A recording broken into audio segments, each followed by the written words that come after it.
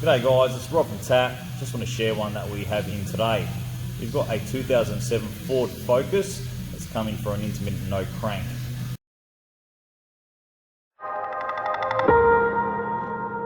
Now this isn't your typical no crank. This is actually the ignition key getting stuck in the on position and not actually travelling to the crank position. So what I'll do is I'll show you what I mean. I'll take you inside the car and we'll have a look. Alright, this is what it's doing at the moment. We're stuck in this position here. So I actually can't turn this any further, but as you can see we're probably past position 1. So if I go back out, that's past position 1 going to position 2. Sorry for the noise. And it will not go any further. If I jiggle the key in, still not making a difference. There we go, started.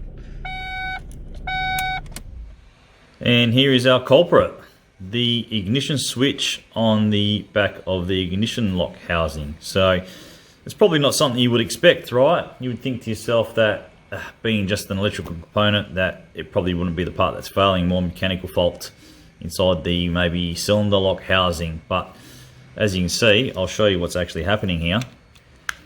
If I can get that like that. So that's our crank position. So if I do that for a little bit and then I go away from that and I try and crank it again, as always it probably ends up working when we want to show it off, but it is working at the moment. So I'll fast forward this video and get to a point where it stops. Here we go. As you can see, we're stuck exactly where we would be, position 2. We cannot crank it. But if we go back and then go to crank it, still stuck. Go back, go to crank it, still stuck. Let's go all the way around. Now we can crank it all the way.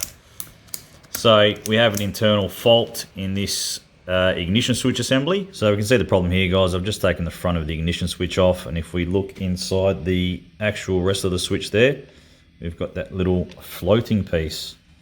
So that's obviously come off something inside this ignition switch assembly, and whenever you turn the switch on and off, it just gets in the right spot and jams up.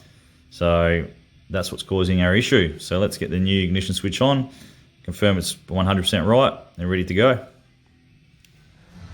So there you go, guys. It was something that we haven't seen before. So what we're going to do is we're going to throw this up as a repair solution on the TAP site. So if you ever come across something like this, you know what you need to test first. It's really easy to get these ignition switches off and test them. So it's definitely worth looking at first. Thanks for watching, guys, and see you next time.